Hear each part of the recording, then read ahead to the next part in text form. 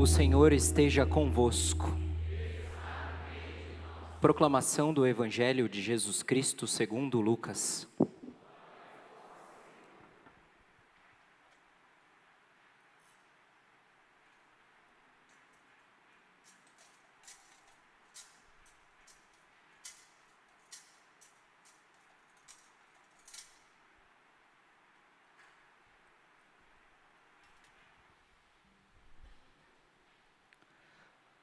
Completou-se o tempo da gravidez de Isabel, e ela deu à luz a um filho.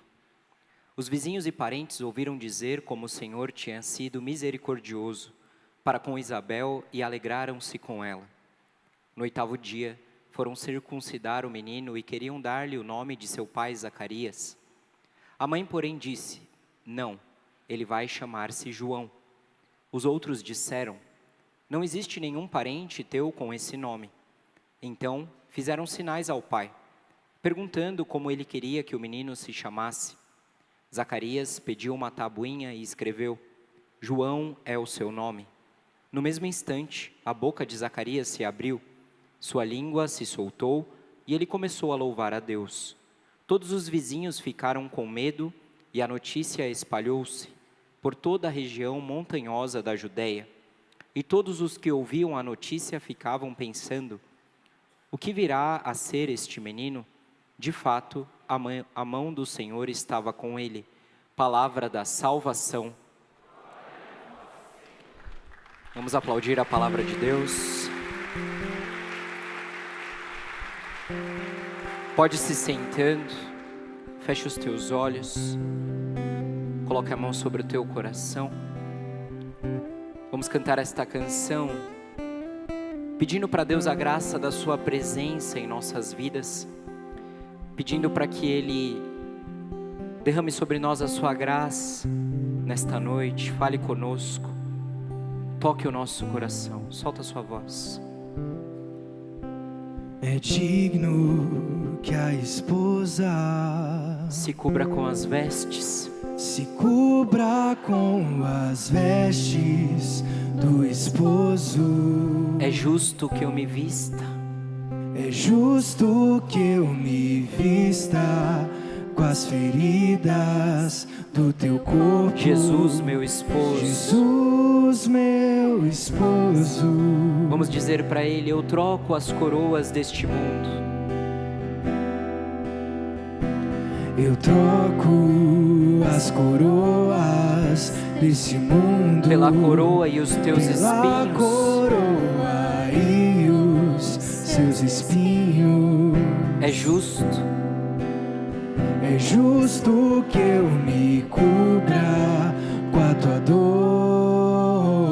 Jesus, meu esposo. Jesus, meu esposo. Se você quiser, levante os teus braços. Vamos cantar juntos. Me deixe entrar. Me deixe entrar na brecha do teu peito. Na brecha do teu peito. Te conhecer por dentro. Te conhecer por dentro. E em tuas chagas. Em tuas chagas, cura e libertação encontrar. Mais uma vez, me deixe entrar. Me deixe entrar na brecha do teu peito. Na brecha do teu peito. Te conhecer por dentro. Te conhecer por dentro. E em tuas chagas, cura e libertação. Em tuas chagas, cura e libertação encontrar.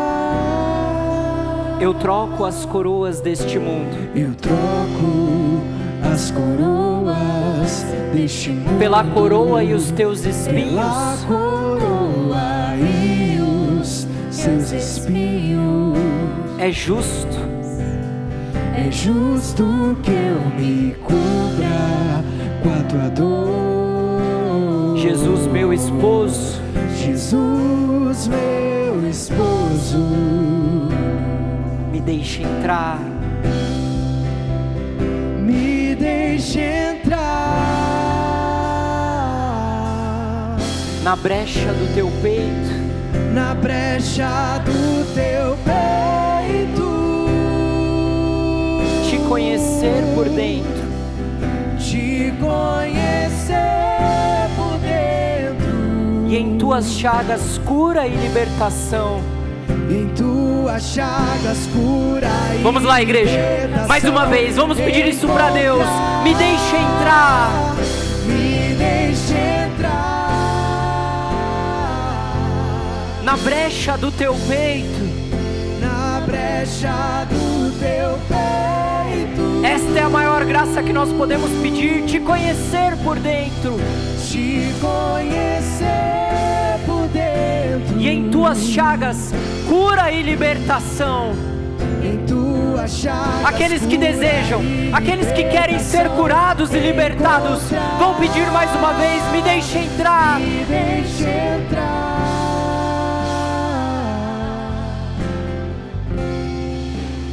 na brecha do teu peito, Te conhecer por dentro, te conhecer por dentro, e em tuas chagas cura e libertação. em tuas chagas cura e libertação encontrar. Vamos aplaudir Jesus nessa noite.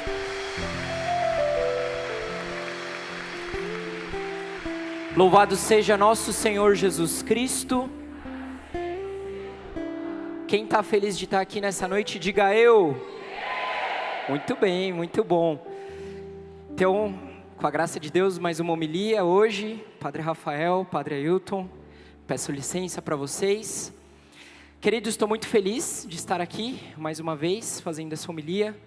Rezei muito hoje para Deus, pedindo uma palavra. De antemão já quero pedir desculpas porque estou um pouquinho rouco, mas é porque domingo agora eu acabei gritando muito.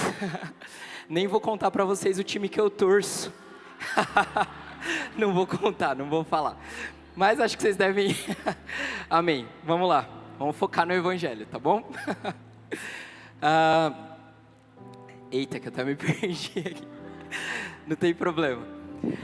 Quero começar a minha homilia perguntando para vocês se vocês estão se preparando para o Natal, sim ou não? Sim. Ótimo, perfeito. Semana passada eu já dei uma pauladinha em vocês, né? Mas o Natal já está aí, já é amanhã, né? Amanhã a gente já comemora aí as vésperas do Natal. Passou muito rápido, graças a Deus, né? Confesso para vocês que eu não me atentei. Hoje que eu fui lembrar que amanhã já são as vésperas de Natal. E quem aqui já comprou presente de Natal para dar? Levanta a mão aí, só para eu saber. Quem já comprou as coisas para fazer a ceia? Levanta a mão. Deixaram tudo para amanhã, né? Vocês acham isso bonito? Aí depois o Shopping Interlagos fica lotado. Vocês vêm aqui para a igreja reclamar. Ai, passei horas lá. Por quê? Porque deixa tudo para a última hora, né? Mas claro, isso não é o mais importante. O mais importante é a preparação que nós fazemos aqui dentro. Por quê? Porque esse é um dos maiores mistérios que nós vivemos, né? O mistério da encarnação de Jesus Cristo. E nós devemos lembrar uma coisa, que durante todo esse advento, nós vivemos essa expectativa. A mesma expectativa que Nossa Senhora viveu durante 9 meses. Durante toda a sua gravidez, nós vivemos durante o mês de dezembro. A expectativa da chegada do menino Jesus. Aí você pode olhar para mim e pensar assim: irmão, então dia 25 a gente vai comemorar o aniversário de Jesus? Não. Nós não comemoramos o aniversário de Jesus. Nós comemoramos o mistério da encarnação. E eu quero te lembrar uma coisa: nós que somos católicos, vocês são católicos, sim ou não? Sim. Graças a Deus, né? Se não for também, estiver chegando, não tem problema, a gente acolhe você, para que com a graça de Deus se torne católico também. Às vezes tem gente que chega aqui e não é católico, quer participar da missa, quer ver, quer ouvir, não tem problema. Mas nós devemos lembrar uma coisa, que para nós católicos, fazer memória, que é isso que nós vivemos aqui na liturgia, fazer memória não é apenas lembrar de um fato. Pronto, amanhã, dia 24 e dia 25 a gente vai lembrar que Jesus nasceu, não. Diga para a pessoa que está do teu lado: fazer memória não é apenas lembrar, mas viver esse mistério. Você crê nisso que você acabou de falar, sim ou não? Dá uma salva de palmas para Jesus então.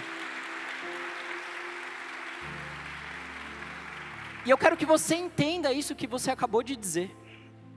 É viver o mistério. O que isso significa? Que amanhã, quando nós participarmos da Santa Missa, quando você vier participar da Santa Missa, você não vai apenas lembrar que Jesus se encarnou, não. Você vai viver esse mistério como se você estivesse diante da manjedoura, como se você estivesse diante de Nossa Senhora, que está prestes a conceber Jesus.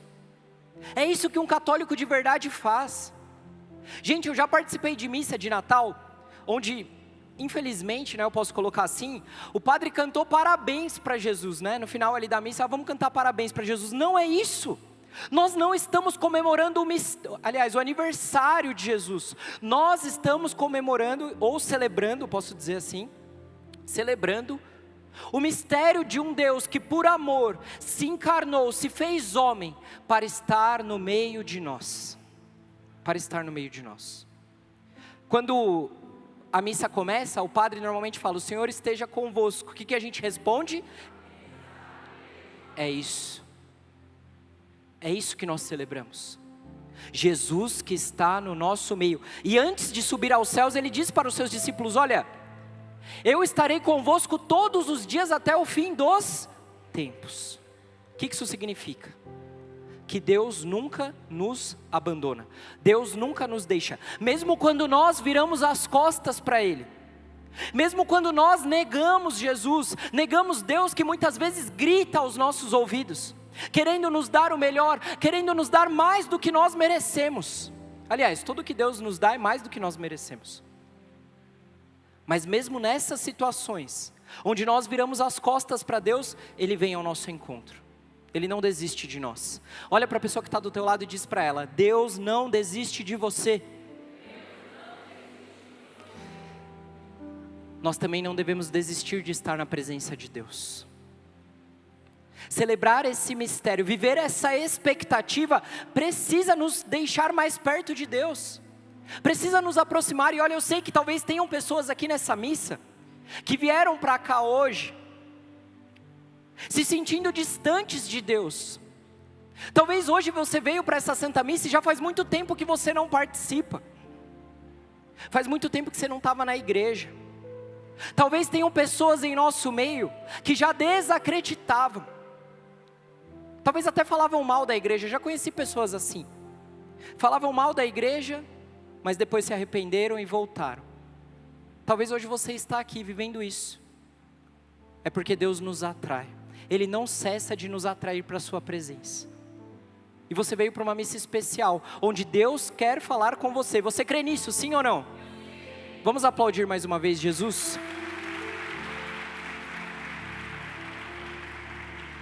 Olha só, vocês prestaram atenção no Evangelho, sim ou não? Ótimo.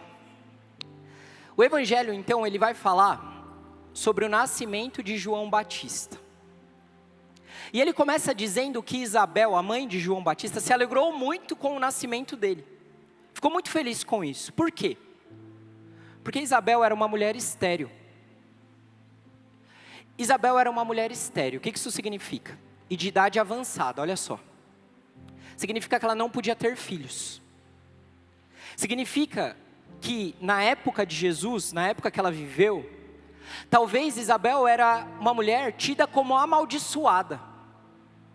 Porque naquela época, as pessoas que eram enfermas, por exemplo, os cegos, os coxos, as mulheres que não podiam ter filhos, essas pessoas eram consideradas amaldiçoadas. Porque as pessoas, elas pensavam que de alguma maneira, essas pessoas cometeram algum pecado que ofendeu a tal ponto Deus, que elas receberam como punição a doença. Às vezes até nós pensamos assim, é verdade ou é mentira? Às vezes acontece alguma coisa na nossa vida, a gente acha que, nossa, eu fiz alguma coisa para Deus, pronto, Deus permitiu isso. Mas não é verdade. Isabel talvez viveu uma vida inteira sendo chacoteada, sendo zombada. sendo julgada por não poder dar filhos ao seu marido.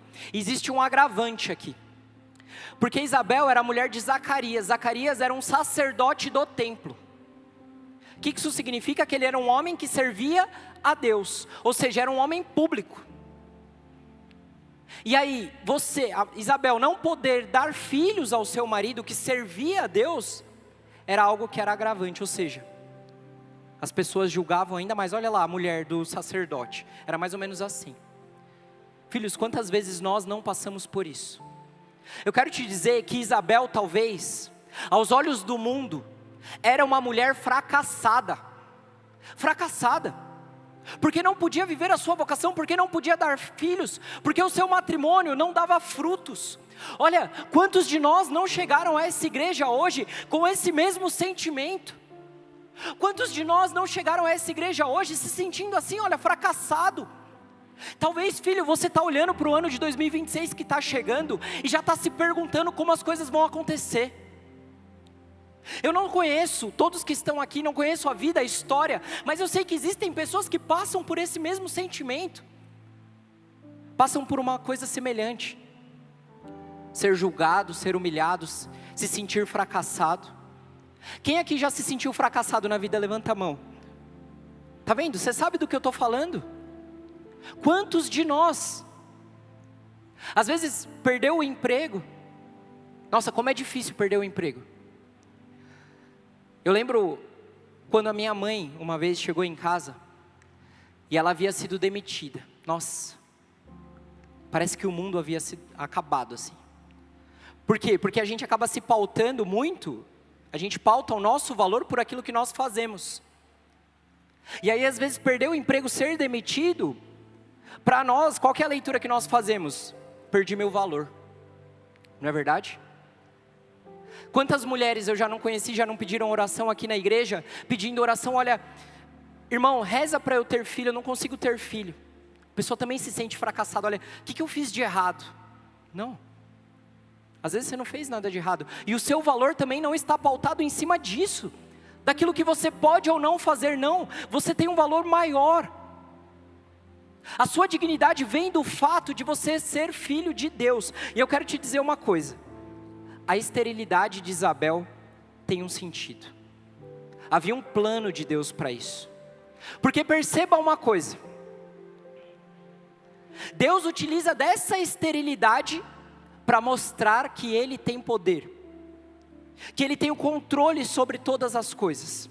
Deus não podia escolher uma mulher, vou colocar assim, tá? Que era saudável, que já tinha muitos filhos, talvez fazer nascer um profeta em meio a uma família grandiosa, sim ou não? Mas Ele escolhe uma mulher estéril, para mostrar que Ele tem o controle. E olha só, a palavra nos diz que ela era de idade avançada. O que isso significa? Significa que talvez nem mesmo Isabel acreditava nessa graça. Nem mesmo Isabel talvez pedia para Deus essa graça, por ser de idade avançada. Talvez ela pensava consigo mesma: olha, o meu tempo já passou, já não é mais possível. Se coloca por um instante no lugar dela. Quantos de nós não tem esse pensamento também? Filho, talvez você veio para uma missa de cura, mas existem graças no seu coração que você já desistiu. Deus está falando para você hoje: não importa o tempo, não importa o momento, não importa se talvez hoje você olha para si e fala: olha, já passou, já não dá mais. Deus é o Deus do impossível, sim ou não? Você crê nisso? Aplauda o Senhor então. Olha, se Deus é o Deus do impossível, Ele pode realizar a graça, o milagre, no momento que Ele quiser. Talvez Isabel já nem acreditasse, mas olha, sou de idade avançada, sou velha, vou continuar vivendo aqui até morrer, pronto. Fazendo aqui meus afazeres, pronto. Talvez o sonho de ser mãe já tinha morrido dentro dela. Só vou continuar vivendo, acompanhando meu marido, minha vida vai ser essa aqui, pronto, acabou. Mas a palavra de Deus nos diz o seguinte: os humilhados serão exaltados. Repete comigo: os humilhados. Isso. Isabel viveu uma vida de humilhação, viveu uma vida de julgamento, onde as pessoas apontavam o dedo para ela e falavam: olha lá a mulher que não pode ter filho. Viveu uma vida de humilhação. Quantos de nós também não passamos por essa humilhação, né? Quantos de nós não somos humilhados na nossa vida? Todos nós, acho que passamos por uma situação assim. Isso é comum, isso faz parte da vida. Mas eu quero te dizer, que mesmo Isabel, sem acreditar na graça que ela iria receber, talvez sem acreditar, Deus tinha um plano maior para ela. Gostaria que você olhasse para a pessoa que está do teu lado e com fé dissesse para ela: Deus tem um plano maior para você. Querido, Deus tem um plano maior para cada um de nós. Às vezes a gente não compreende o plano de Deus, a gente não sabe quando Deus vai agir, não tem problema. Deus tem um plano maior para cada um de nós. E às vezes o maior inimigo do plano de Deus, eu vou dizer para vocês, posso falar a verdade, sim ou não? Posso jogar a verdade na cara de vocês, sim ou não? Vocês deixam? Ótimo, virei diácono para isso mesmo, viu? Até esqueci o que eu ia falar. Calma. Sabe qual é o maior inimigo do plano de Deus na tua vida? Não é o diabo não, é você. É você. É você que muitas vezes não acredita, é você que muitas vezes vem para a missa, achando que as coisas que acontecem aqui são magia, pronto, é magia, ó, puf, não. O maior inimigo do plano de Deus na tua vida, muitas vezes é você mesmo, que não adere, que não aceita, que não abre o seu coração. Desculpa falar isso, desculpa falar. Mas a palavra de Deus, o evangelho começa hoje dizendo: Isabel, os seus parentes e os seus vizinhos se alegraram em saber que ela daria a luz. Se alegraram. Será que a nossa esperança está em Deus ou está nas coisas do mundo? Sabe o que significa esperança? Esperança significa se alegrar nas promessas de Deus. Será que hoje você tem se alegrado nas promessas de Deus? Será que você tem confiado naquilo que Deus pode fazer na tua vida? E eu quero te dizer, olha, se Ele foi capaz de dar um filho a uma mulher que era estéril, o que Ele não pode fazer na nossa vida? Se Ele foi capaz de fazer uma virgem conceber, o que Ele não é capaz de fazer na nossa vida? Será que a graça que você está pedindo é maior do que essa? Mais uma vez eu repito, talvez você chegou aqui a essa igreja humilhado, e que bom. Olha, se você chegou nessa igreja aqui humilhado, fracassado, ótimo. Deus te quer assim, sabe por quê? Porque dessa humilhação, desse fracasso Ele quer te exaltar. Aqueles que creem nisso aplaudam o Senhor. Da tua humilhação, do teu fracasso, Deus quer te exaltar. E eu quero que você entenda isso, por quê? Porque aquela que era tido como uma fracassada, como uma humilhada, agora é lembrada em todas as gerações. Isabel vai ser lembrada para sempre. Sabe por quê? Porque ela foi mãe do maior profeta que nós tivemos, mãe de João Batista, daquele que preparou o caminho para Jesus. Nós cristãos jamais nos esqueceremos dela e do testemunho de todos aqueles que fizeram a vontade de Deus, que são os santos. Jamais nos esqueceremos. Aquela que era fracassada foi a mãe, nas palavras de Jesus, do maior homem nascido de mulher. Olha isso. Isso é maravilhoso, isso é grandioso. Quero que você entenda que toda a humilhação que você passa, todo o fracasso que você passa não é em vão. Deus é capaz de aproveitar tudo isso. Deus é capaz de dar um sentido a tudo aquilo que você vive, a tudo aquilo que você passa. Às vezes a gente chora sozinho. Quantas vezes a gente não chora no nosso quarto, né? Às vezes a gente vai deitar preocupado, escorrem lágrimas dos nossos olhos. Eu lembro que naquele dia em que minha mãe perdeu o emprego, eu era pequeno, e eu via minha mãe chorando, né? E perguntava: mãe, por que você está chorando? Eu falava: filho, eu fui demitida. E eu falava para ela assim: mas mãe, tudo bem, procura um emprego, você vai conseguir um outro emprego. Mas naquele momento ela chorava porque ela não sabia o que ela ia fazer ali para sustentar eu e a minha irmã. Ela sabia que a partir daquele momento as coisas iriam ficar difíceis. Mas hoje, olhando para a minha história, olhando para a humilhação que a minha família passou, que a minha mãe passou, eu percebo, nenhuma humilhação, nenhum fracasso é em vão. Nenhuma lágrima que você derrama sobre o teu travesseiro, sozinho, no teu quarto, no escuro, quando ninguém te vê, é em vão. Sabe por quê? Porque Deus está vendo tudo isso. Deus sabe daquilo que você passa. E olha, eu quero te dizer, talvez ninguém vai entender a humilhação que você passa. Ninguém vai entender o fracasso. Pelo contrário, quando nós somos humilhados, parece que aparecem mais pessoas querendo nos rebaixar mais ainda, não é verdade? Aqueles que a gente tem como amigos, às vezes chegam pra gente: olha, eu falei para você não tomar essa atitude, eu falei para você não seguir esse caminho, eu falei. Em vez de ajudar mais, atrapalha. A humilhação e o fracasso para Deus não são em vão. Irmão, e de que maneira Deus então vai me exaltar? Simples. Ele vai derramar a sua graça sobre você. Eu não estou dizendo que saindo daqui hoje você vai ser uma pessoa bem sucedida. Não é isso que eu estou dizendo. Talvez você vai sair daqui hoje, olha, problemas ainda maiores vão acontecer com você, vão aparecer. Mas eu quero te dizer que com a graça de Deus você vai ser mais forte para vencer os desafios, para vencer os problemas, e é isso que nos importa. O que importa não é ter uma vida sem problemas, não. O que importa é ter uma vida na presença de Deus, com a graça de Deus. Porque é aí que nós somos fortes. Só com a graça de Deus. Se você pensa que você é uma pessoa forte, olha, não preciso de Deus, estou tranquilo, não preciso ir na igreja, não preciso ouvir a palavra, pronto, você já fracassou mesmo. Agora, se você confia na graça de Deus, é o que você precisa. O apóstolo Paulo nos diz: a tua graça me, repete comigo, a tua graça me basta. Perfeito. E olha, eu quero dizer uma coisa para vocês. Todos aqui vieram para pedir uma graça, um milagre, sim ou não? Quem veio aqui pedir um milagre, uma graça, levanta a mão, só para eu saber. Ótimo, perfeito. Só para eu saber. Quero te pedir uma coisa hoje. Dá nome à tua graça. Dá nome à bênção que você quer pedir para Deus. Dá nome. Nomeia. Fala: Deus, eu quero isso. Às vezes a gente vai rezar e a gente vive uma falsa humildade, essa é a verdade.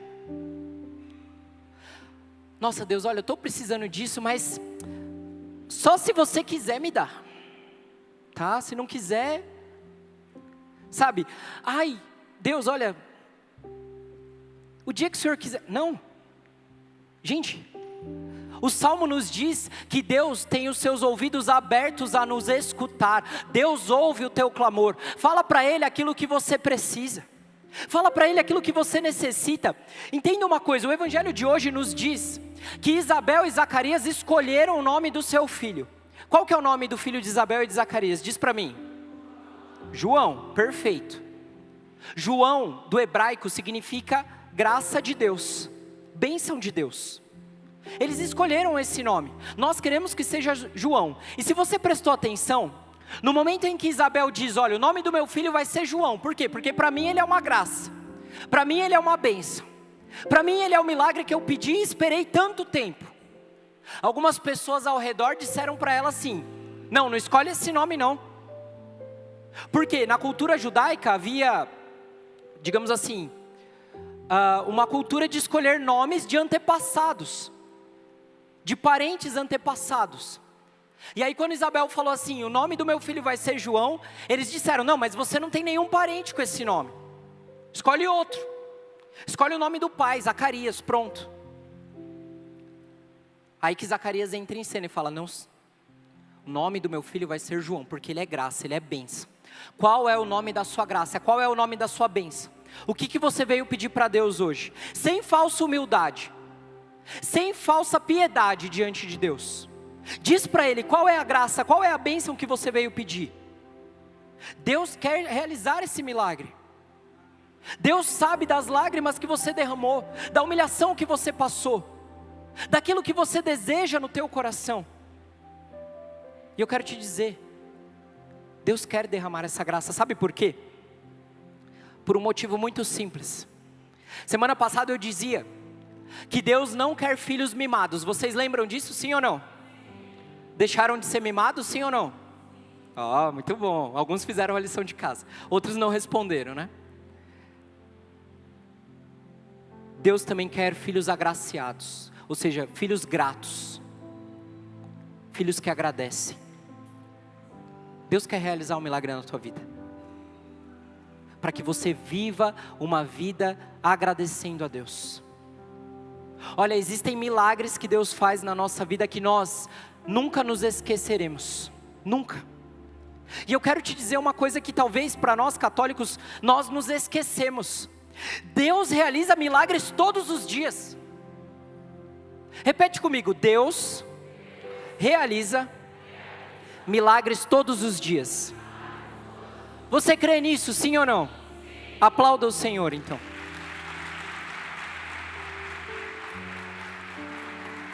Gente, isso é verdade. Talvez vocês não vejam, talvez nós não saibamos todos os milagres que Deus realiza, mas isso é fato. Deus realiza milagres todos os dias. E eu creio que Ele vai realizar milagres aqui nessa noite hoje. Se Deus realiza milagres todos os dias, Ele vai realizar milagres hoje. A palavra de Deus nos diz que o anjo Gabriel, na primeira leitura, nos fala que um anjo iria proclamar a vinda do Messias, e que o espírito de Elias voltaria à terra. Eu pergunto para vocês, Elias reencarnou na terra, sim ou não? Não reencarnou. O que quer dizer? O que o profeta Malaquias quer dizer com a volta do espírito de Elias? Que o espírito de profecia voltaria. E voltou em quem? Voltou em João Batista. Voltou em João Batista. Aquele espírito que agiu nos profetas voltaria à terra. O mesmo espírito que agiu em Elias voltaria à terra. Ou seja, o Espírito Santo. E todas as vezes que algo grande vai acontecer, todas as vezes que Deus vai realizar algo grande na terra, ou na Bíblia nós podemos colocar assim, Ele manda um anjo para anunciar. Foi assim com Zacarias. Um anjo foi anunciar para ele que ele teria um filho, tanto que ele nem acreditou, se vocês lembrarem da palavra, por isso que ele fica mudo. O anjo Gabriel anuncia a Maria que ela seria a mãe do Salvador. Percebe? Toda vez que algo grande vai acontecer, o anjo vai anunciar. E o anjo Gabriel também anuncia a São José, porque no momento em que ele pensou em abandonar Nossa Senhora, porque ela estava grávida, o anjo Gabriel aparece em sonho para anunciar para ele. Todas as vezes que Deus vai realizar algo grande, Ele envia o seu anjo para anunciar. Para terminar minha homilia, o desejo do meu coração hoje é que esse lugar se encha de anjos de Deus, para anunciar sobre a tua vida aquilo que Ele quer realizar de maravilhoso e de grandioso. Se você crê nessa palavra, aplauda o Senhor mais uma vez. E eu te peço, vai ficando de pé. Fecha os teus olhos, coloca a mão sobre o teu coração, e nesse momento, traz agora o nome da sua graça, o nome da bênção que você veio pedir para Deus, sem falsa humildade, sem falsa piedade. Pede para Deus agora aquilo que você veio pedir. Se é a cura de uma doença, Deus coloca no meu coração agora uma mulher que tem pedido a graça da casa própria. Eu não sei se você tem tentado um financiamento, se você já tem conversado com um corretor, mas Deus coloca isso no meu coração agora. Coloca agora diante de Deus a bênção que você necessita, a graça que você necessita. O Senhor coloca no meu coração também um pai que não consegue falar com o seu filho. Vocês brigaram, estão distantes. Deus está derramando essa graça sobre você hoje. Qual é o nome da sua bênção? Qual é o nome da graça que você veio pedir para Deus? Peça para Ele agora. Peça para Ele. E vamos pedir mais uma vez: me deixe entrar na brecha do teu peito. Aqueles que desejam estar na presença de Deus, aqueles que desejam adentrar numa intimidade maior com Jesus hoje, aquele que realiza os milagres, aquele que veio para nos curar, para nos libertar, aquele que veio sarar toda a humilhação que nós passamos, todo o fracasso que nós trazemos no nosso coração, para dar sentido e exaltar, para que sejamos capazes de dar testemunho daquilo que Deus fez em nós. Vamos cantar agora o refrão dessa música. Levanta os teus braços o mais alto que você puder e vamos cantar: me deixe entrar na brecha do teu peito. Me deixe entrar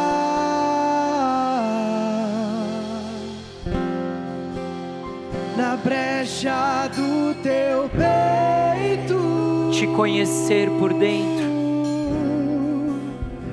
te conhecer por dentro, e em tuas chagas cura e libertação, em tuas chagas cura e libertação.